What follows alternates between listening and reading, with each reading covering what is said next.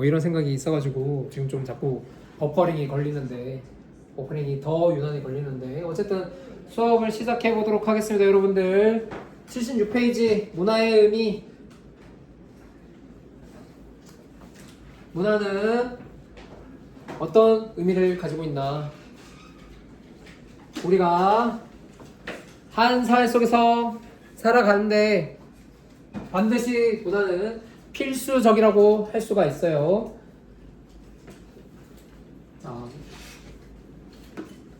개인, 사회 이렇게 있으면 개인이 사회 속에서 상호작용을 하면서 살아갈 거 아니야. 사회 구조에 영향을 받으면서 살아가는데 이 과정에서 개인은 사회화가 진행되어 간다 이렇게 얘기를 했죠. 그러면 이 사회화를 통해서 받아들이게 되는 것들이 전부 다 거의 다 문화라고 할 수가 있다고. 규칙, 규범, 예절, 뭐 식습관 이런 것들 전부 다 사회 과정을 통해서 호천적으로 생각했을 때는 생활 양식 모두 다 문화로 얘기할 수 있다.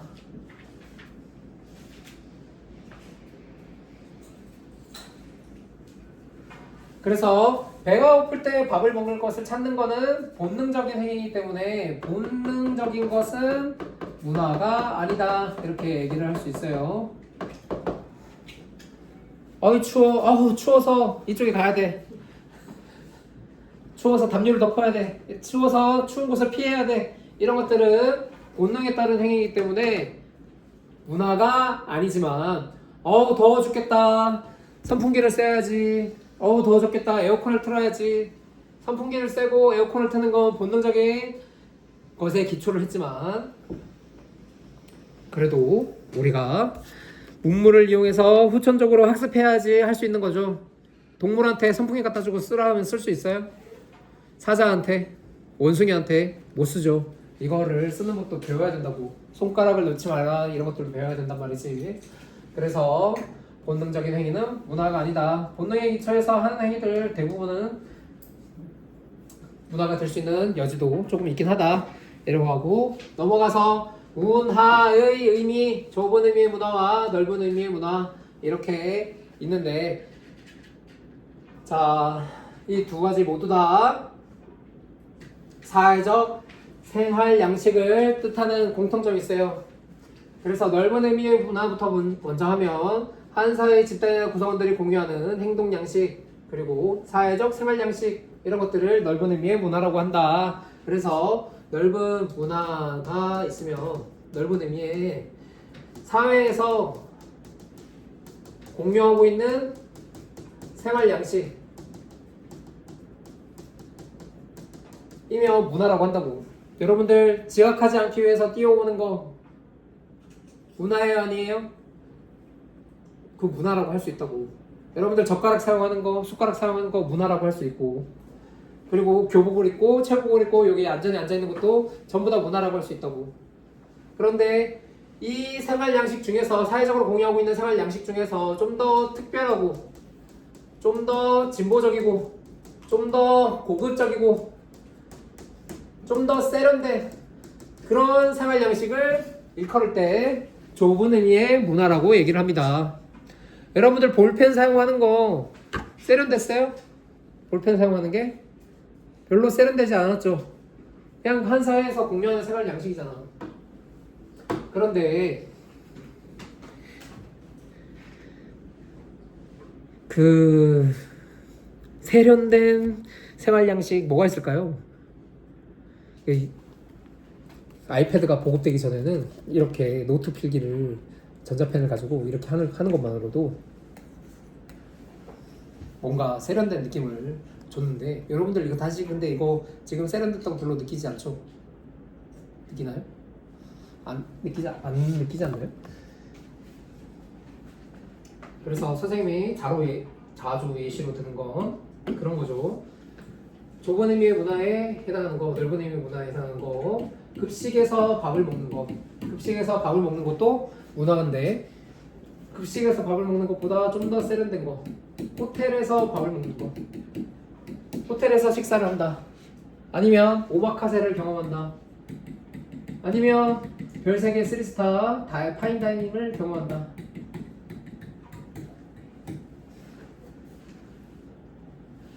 급식하고 글식도 문화긴 하지만 글식보다 좀 더 세련된 느낌, 좀 더 화려한 느낌, 좀 더 진보된 느낌, 좀 더 고급진 느낌, 이런 것들을 주는 문화가 좁은 의미의 문화라고 할 수가 있다고. 그런 걸 통틀어서 문화인, 문화 상품, 문화 공연, 문화 생활 뭐 이런 식으로 표현을 하기도 해요. 신문의 문화면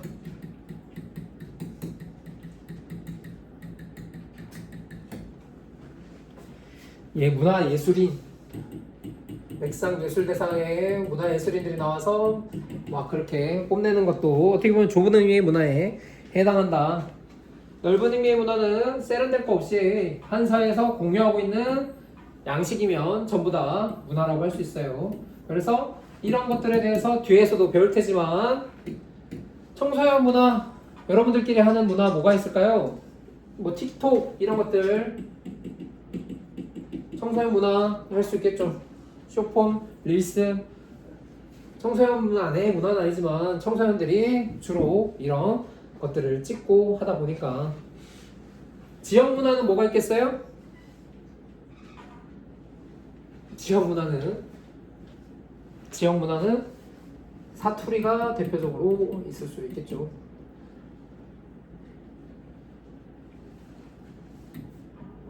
대중문화는 대중매체를 통해서 우리가 접하게 되는 문화가 대중문화가 될 수 있고, 민족문화는 우리 민족의 문화, 김치, 아리랑 같은 것들이 해당할 것 같습니다.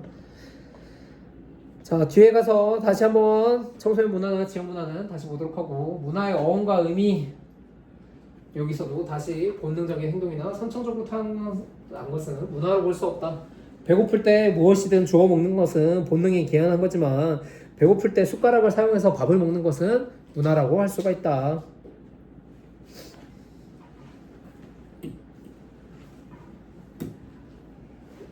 넘어가서 문화의 속성을 보도록 할게요, 여러분들.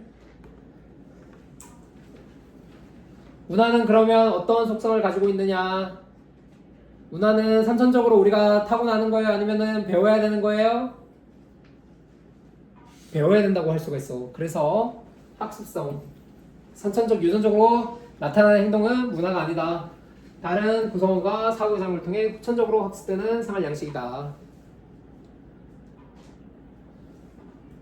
오마카세 가봤어요? 파인다이닝 이런 것도 저는 안 가봤거든요. 그러면 가면은 어떻게 해야 되는지 배워야 되잖아. 그러지 않아요? 뭐 포크 사용하는 거.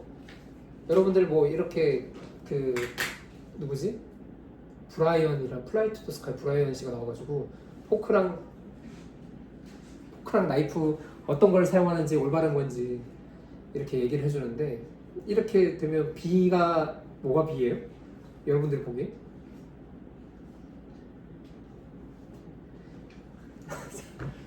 넘어갑시다. 브레드, 그래서 이렇게 두 손을 해가지고 B와 D를 만들고, B에 해당하는 건 빵칼이고 D에 해당하는 건 이제 소고기 썬 칼이다, 뭐 이런 식으로 설명을 하던데, 어쨌든 그런 걸 배워야 된다는 거지.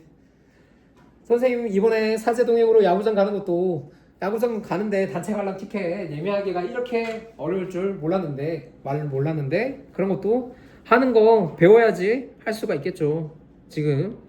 그래서 목요일날 하루 종일 전화기를 붙잡고 있을 예정이 될 것 같습니다. 자, 그래서 특징, 사회적 행동이 문화적 환경 속에서 형성되고 변화될 수 있음을 보여준 본능에 따르는 행동은 문화가 아니다. 여러분들 한국에 살다가 미국에 갔어. 그러면 미국에 가서 미국의 문화에 맞춰서 뭘 배워야 돼?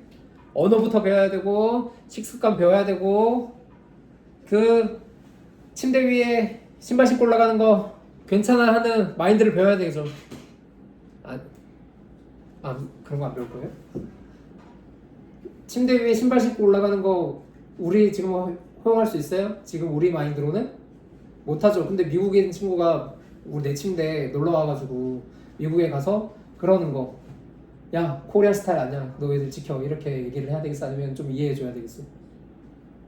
그런 걸 배워야 된단 말이지. 그리고 프랑스의 비주 같은 것도 배워야 되겠죠. 외국인이 한국으로 들어오면 한국의 김치 담그물을 배워야 된다. 김치 문화를 배워야지. 김치 문화를 배워야 김치 문화를 누릴 수가 있다. 자, 공유성으로 넘어가서 공유성은 한 사회 구성원 다수가 공통적으로 가지고 있는 생활 양식이다. 그래서 한 사람만 갖고 있는 생활 양식은 문화예요, 아니에요? 한 사람만 갖고 있는 생활 양식은 문화가 아니라고 할 수 있어요. 그래서 한 사람만 갖고 있는 생활 양식은 문화가 아니다. 구성원 다수가 공통적으로 가지고 있어야 된다. 그래서 사회 구성원 행동 동질성을 형성하게 해서 제일 중요한 거 타인의 행동을 예측하고 이해할 수 있게 해준다. 여러분들 사회생활 하다가 낯선 사람들 같이 만났어. 이 같이 만나서 생판 처음 오는 사람들이 4명이 테이블에 앉았다고 생각해봐. 그러면 낯설어서 무슨 말을 해야 될지 잘 모르겠죠. 근데 이 와중에 우리가 이 낯섦을 극복할 수 있는 방법이 뭐가 있어? 인사하는 거. 이런 것들은 공통적으로 다 똑같지 않아요? 통성명하고 인사하고 이름 나누고 이렇게 하는 거는 다 예측 가능하잖아. 그래서 원활한 상호작용을 가능하게 한다.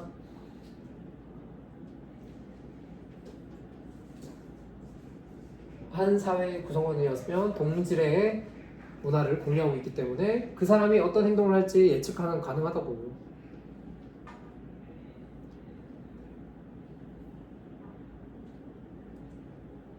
그 선생님은 버스 타다가 지하철 타다가 그런 경험 있는데 우리 암묵적인 룰 같은 거 있잖아요. 이제 가방을 주섬주섬 챙겨가는 거랑 이제 지하철역에 가까우면 막 이렇게 옷매무새를 가는 이렇게 하면은 아, 저 사람 곧 내리겠구나 이렇게 하면서 내가 그 자리에 앉을 것을 기대하잖아. 그렇죠. 이게 당연한 기대 예측하는 거 아니야? 근데 갑자기 그 사람이 옷매무새만 가다듬고 갑자기 지하철역 다시 내려도 쭉 가면 갑자기 배신당한 느낌 들지 않아요? 아무도 배신하지 않았지만 나 혼자 배신당한 느낌? 이거 왜 느끼겠어? 우리 공통적으로 다 와가면 그렇게 다 내리는 것 같은 액션을 취하는 게 우리의 문화라고 할 수가 있기 때문에 그렇죠. 그리고 우리나라 사람이라면 책에 나와 있는 설날에 세배하는 것을 자연스럽게 받아들인다. 오더함께 세배하는 것을 자연스럽게 받아들여서 친구들끼리도 설날에 받은 세배, 용돈 이런 것들을 뭐 경쟁하기도 하고 자랑하기도 하고 하는 문화가 있죠.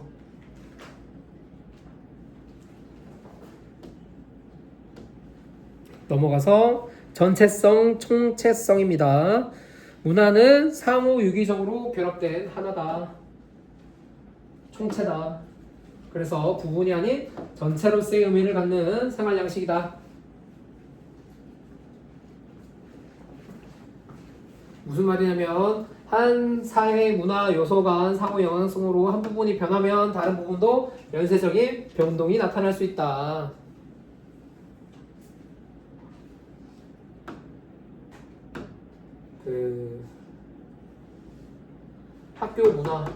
학교 문화를 예로 들면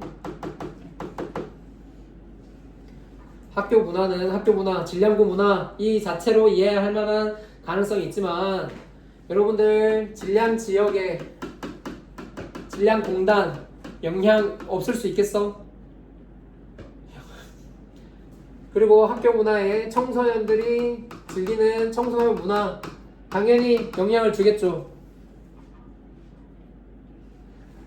그래서 옛날에는 10년 전만 해도 청소년 문화 하면 전부 다 뭐 게임하고 게임도 국민 게임 이러면서 롤 다 하고 막 그랬는데 요즘에는 롤 다 하고 막 이러진 않죠. 남자애들이라고 할지라도 발로란트도 하고 다른 게임도 하고 그러지 않나요? 그래서 청소년 문화 바뀌면 질량고 문화가 바뀌게 될 수도 있고 질량고 문화가 바뀌면 다시 질량 공단 지역에도 영향을 미칠 수가 있다.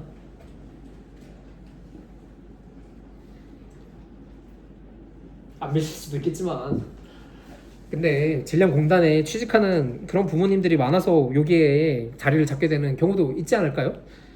질량공단이 쇠퇴하게 되면 그러면 질량 지역에 땅값도 떨어지고 아파트도 없어지고 이 학교도 다른 양식으로 변하게 되겠죠. 어쨌든 그렇게 연결되어 있는 거 우리나라의 음식 문화는 농경 문화, 민간 신앙, 종교 문화, 가정 문화 등과 밀접하게 연관되어 있다. 이렇게 얘기하는 거. 우리가 음식 문화를 통해서 주로 섭취하는 거 쌀 문화죠. 그 쌀, 농경 문화 그리고 예전에는 고시래 같은 것들을 하면서 민간 그런 것 고시래 고수래 이런 거 처음 들어보는 건가요? 이렇게 자연에게 뭔가 이렇게 기부하는 셈으로 이렇게 막 던지는 그런 거 하지 않나요? 근데 요즘에는 그런 것들이 약해지다 보니까 그런 거 안 하죠. 또 소풍 가서 환경 오염이다 뭐다 하면서 그런 것들을 하면 안 된다 이렇게 얘기하는 그런 것도 다 연결이 되어 있다. 자, 넘어가서 변동성으로 갑니다. 문화는 시간이 흐르면서 그 형태, 내용, 의미가 변화하는 생활 양식이다. 새로운 환경에 적응하기 위해서 끊임없이 변화를 추구한다. 책에 내는 얘는 자음은 원래 17자였으나 지금은 14자만 사용되고 있다. 그리고 선생님이 얘기하는 건 뭐 그런 거죠. 여러분들 야르 전에는 야르 같은 단어 뭐 쓰지 않았어요? 안 썼나? 선생님 생각나는 거 진짜 옛날 킹왕짱 뭐 이런 거. 근데 따지고 보면 이 킹왕짱에서 킹반네까지 이어진 거 아니에요? 약간? 그러다가 더 이상 사용하지 않고 야르라는 단어가 등장이 됐는데 어쨌든 이런 언어의 변동 과정 속에서 변하고 소멸하고 이런 것들이 전부 변동성에 해당하는 예라고 할 수가 있을 것 같습니다. 자, 변동성 옆에 적어줄 거는 소멸까지 포함하는 개념.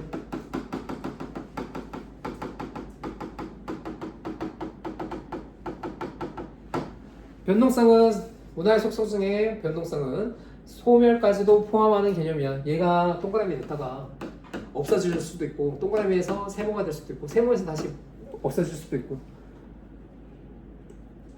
변형도 되고 없어지기도 하고 새로 생기기도 하고 이 모든 것들이 변동성의 예가 되는데 자 우리가 야르 하지만 이 야르도 얄루 뭐 효르 뭐 그 다음에 막 이렇게 변하지 않아요? 그리고 막 이게 또 구별짓기라는 건데 어른들이 따라하면 여러분들 더 이상 쓰지 않잖아요.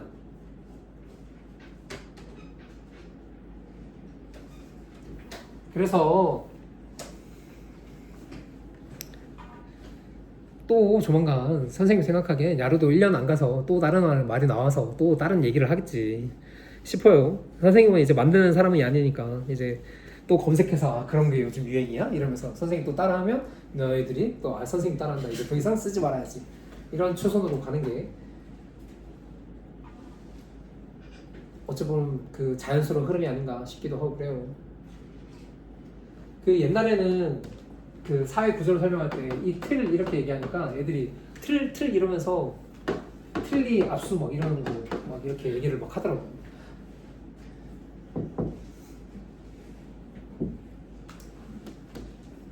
그래서 여기에서 또 변하는 게 또 어떻게 따지면은 그 영크크에서 이제 올크크도 아니고 느크크도 아닌 틀크크 뭐 이러면서 이거는 얘기도 하는 것 같던데.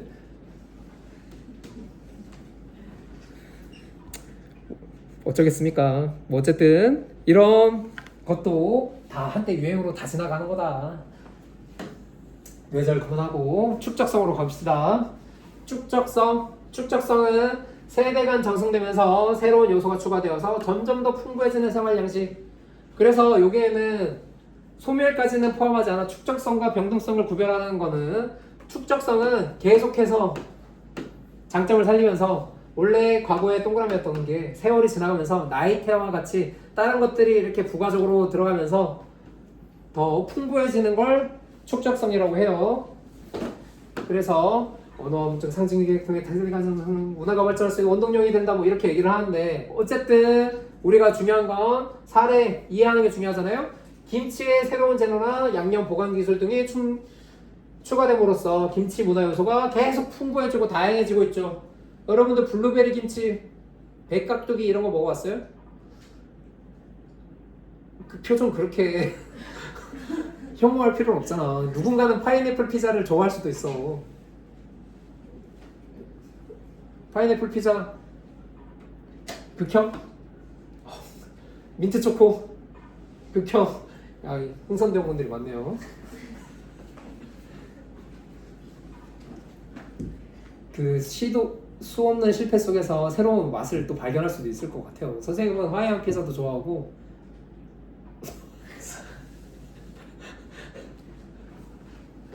또 하나 더 할까요? 민트 초코 극코. 자, 그래서 여러분들 지금 고3이지만 내년에 무슨 그런 술자리 가면은 술자리 가서 술 게임 같은 걸 할 수도 있잖아요. 안 할 건가요? 안 할 수도 있겠죠. 술이 그만큼 요즘 소비가 잘 없다고 하지만 어쨌든 술자리 게임에 그 인터넷에 검색해서 없는 김치 찾기 뭐 이런 거 그런 것도 있어요. 그래서 검색을 하면 웬만한 김치들이 아니라 뭐 두리안 김치 이런 것까지 있을 정도로 다 김치를 만들어서 담가 먹는데, 그런 것들이 하나의 축적성의 예가 된다.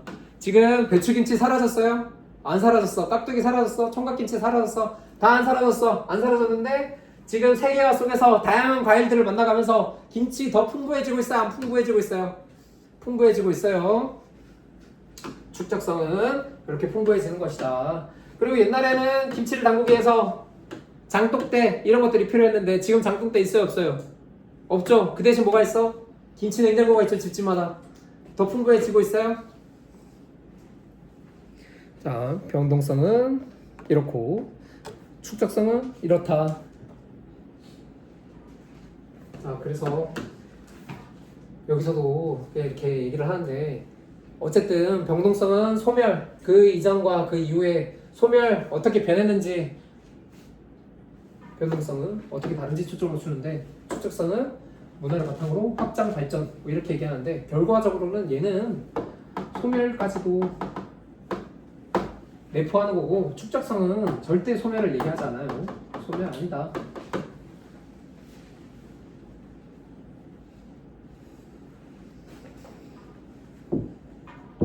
그래서 이 5가지 문화의 속성들을 무조건 외우고 있어야 돼요. 여러분들 지금 책을 안 보고 5가지 속성, 첫 번째, 두 번째, 세 번째, 네 번째, 5번째 뭐가 있었는지 이름과 그 특징들을 전부 다 기억하고 있어야 된다. 자, 첫 번째 뭐라고? 학습성. 그 다음에 세 번째는, 네 번째, 5번째. 그래서 이 5가지들을 다 반드시 외우고 있어야 돼요. 그래서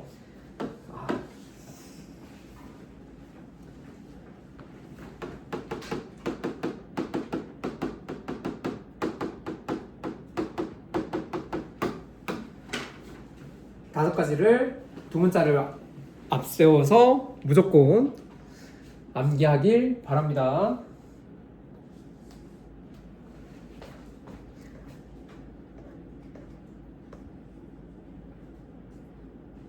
자, 문화를 바라보는 관점.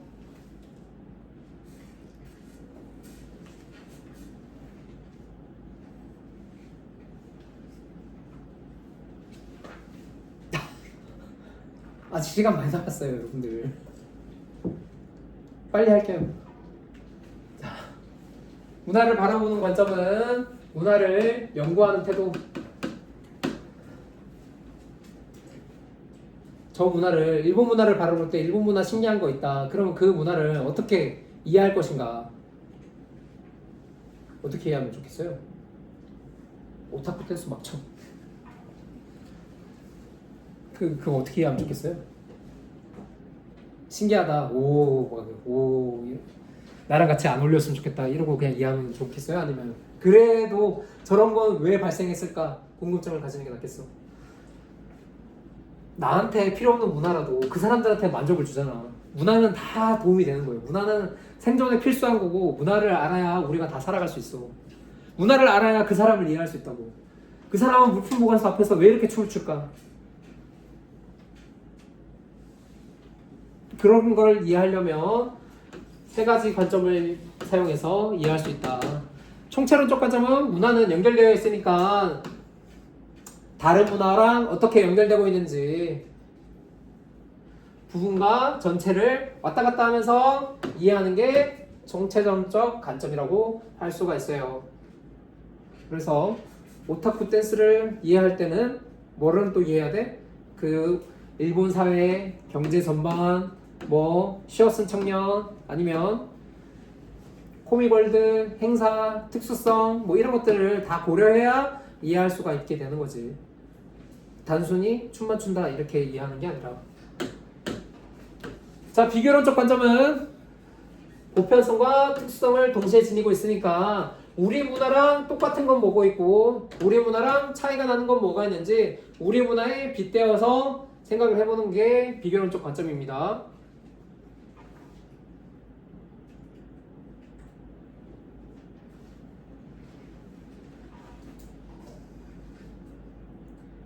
그래서 비교론적 관점이 가져다 주는 좋은 점이 뭐냐면 우리 문화 속에서만 살고 있는 사람들은 우리 문화를 당연하게 너무 당연하게 생각해.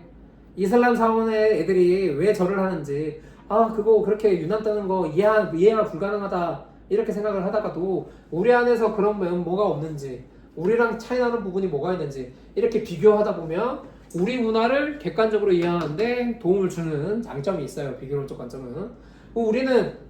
우리의 종교 문화는 그렇게 다 같이 어울려서 절하고 이런 문화가 없어요?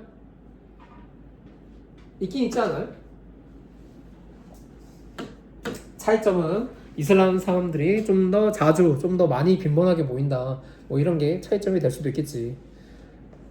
자, 상대론적 관점은 그것이 발생한 맥락 속에서 의미와 가치를 지니니까 결국 문화를 맥락에 따라서 이해하는 것이 상대론적 관점이다. 평가의 대상이 아닌 이해의 대상으로 절대적 기준을 가지고 특정 문화를 평가하지 말고 맥락 속에서 이해를 해야 한다. 그래서 지난 시간에 우리가 자습을 하면서 기안84가 신성한 인도 갱지스 강물을 마셨을 때 왜 우리가 TV에서 충격을 받았을까요? 첫 번째, 더러운 물을 마셨기 때문에. 두 번째, 더러운 물을 거리낌 없이 그들의 입장에 따라서 마셨기 때문에.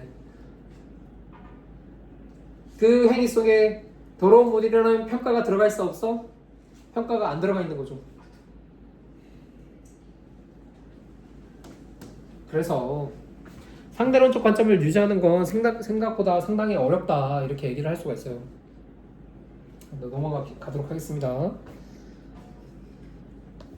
자, 자문화 중심주의, 문화사대주의, 문화상대주의는 문화 이해의 태도다 이렇게 되어 있는데 실제로 우리가 경험할 때 문화 충돌이 일어나 다문화가 현실화되고 이 문화가 충돌이 일어날 때 그 문화 중에서 어떤 태도를 지녀야 될 것인가. 이슬람 사원들이 경산 지역에 막 건설되고 있단 말이야. 그러면 이 이슬람 사원을 우리 문화 중심으로 건설하면 안 된다 이렇게 판단할 건지 아니면 문화사대주의 우리에게 없는 새로운 문화가 오니까 더 좋다 이러면서 건설을 마구마구 허용할 것인지 아니면 상대주의 관점을 취할 것인지 이렇게 경험하고 체험하는 쪽에서 어떤 태도를 지닐 것인가 세 가지 태도가 있다고 할 수가 있어요. 자문화 중심주의는 자기 문화를 지나치게 강조해서 다른 문화는 다 낮게 여기는 낮게 평가하는 태도다. 순기능은 자기 문화 유지하는데 아주 도움을 주고, 역기능은 타문화에 대한 이해와 수용을 어렵게 하고 제국주의적 문화의식 시도, 문화적 마찰 초래, 국제적 고립 초래 이렇게 되는 것들 뭐가 있겠어요? 예시로 자 이것도 좀 되긴 얘기긴 한데 뭐 여러분들 비정상회담이라는 프로그램이 유행했을 때 그 거기에 중국 사람 장유한 씨가 나와가지고 무슨 말을 했냐면 자기는 200명만 있으면 타임 캐슐 뭐 이렇게 냉동 돼가지고 냉동 수면 돼가지고 200년 뒤에 깨어나고 싶다 이렇게 얘기를 하는 거예요. 왜냐면 200년 뒤에는 다 중국말을 쓸 거고 다른 언어를 배울 필요도 없이 중국이 세계를 지배할 것이니까 뭐 그런 식으로 얘기를 하더라고. 그런 식으로 생각을 하고 있으면 보는 입장에서는 좀 깝깝하죠. 우리 문화를 무시하는 것 같고 중국에서 자 21세기 대군 부인이 지금 인터넷에서 또 난린데 동북공정이다 뭐다 계속 이렇게 하는 이유가 뭐겠어? 문화적 마찰 이렇게 초래되고 있는 것들 이 문화가 사람을 이해하는 정체성을 형성하는 아주 핵심적인 키워드라서 그렇다 뭐 이렇게 하고 교과서에 없는 내용이니까 넘어가도록 합시다. 문화 사대주의 자기 문화의 가치를 낮게 평가하는 태도 자기 문화의 가치를 낮게 평가하는데도 좋은 점이 있어. 선지 문물을 수용해야 될 건 빨리 사용할 수 있게 되는 거야. 우리가 구한말 생각해봐. 구한말의 흥선대원군이 서양 문물을 그렇게 조금만 덜 배격하고 조금 우리에게 유용한 걸 많이 습득을 했으면 우리가 그렇게 일제 침탈 이것도 정치적인가요? 일제 수탈을 그렇게 호락호락 당하지 않을 수도 있겠죠. 그래서 그 당시 갑신전면이든 뭐든 선진문물을 수용하려는 그 태도가 구한말에는 반드시 필요했는데 너무 급하게 자기 정체성, 주체성 상실하면서 사대주의자들이 등장해서 문제였죠. 야 우리나라 조선은 망했어. 이제 안 돼. 일본한테 가야 된다. 이완용 미국한테 불타야 된다. 뭐 이런 것들을 얘기하는 그런 문제들이 있었다. 그래서 고유 문화가 소멸되거나 외래 문화에 종속될 뻔했었죠. 우리나라가. 자 마지막으로 문화 상대주의가 있습니다. 문화를 우열평가가 아닌 이해의 대상으로 간주하면서 고유한 의미를 이해하고 존중하려는 태도를 보이는 거. 그래서 좋은 점은 다양성을 보존하는데 기여할 수 있고 그 사람을 이해하는데 적합하다. 다문화 사회에서 외국인들을 이해하는데 적합한 관점이다. 엮이는 극단적 문화 상대주의로 치우칠 경우 인류의 보편적 가치를 훼손할 우려가 있다.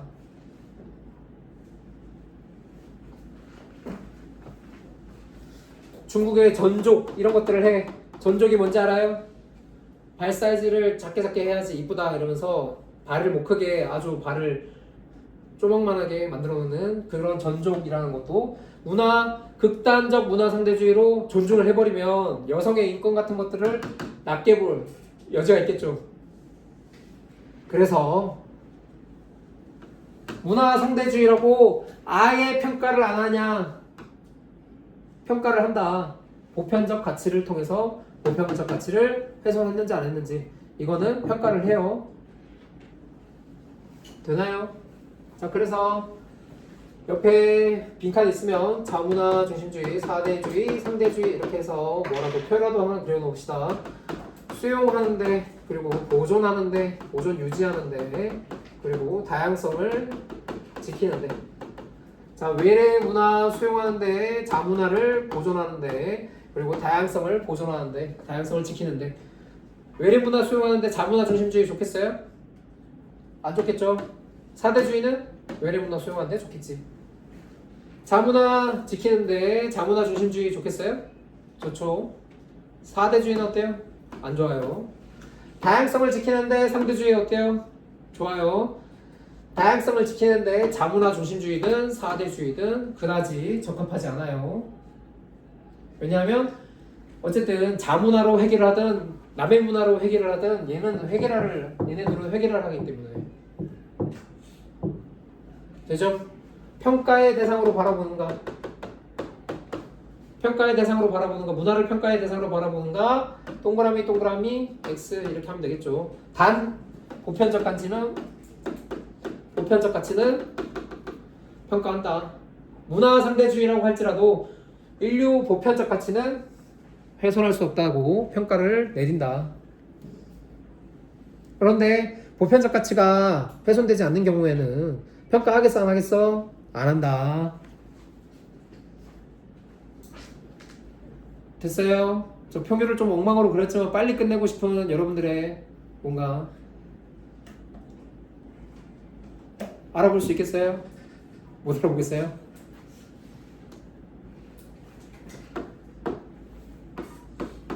자, 다 적은 학생들은 쉬어도 됩니다. 여기까지 하고 끝내도록 할게요.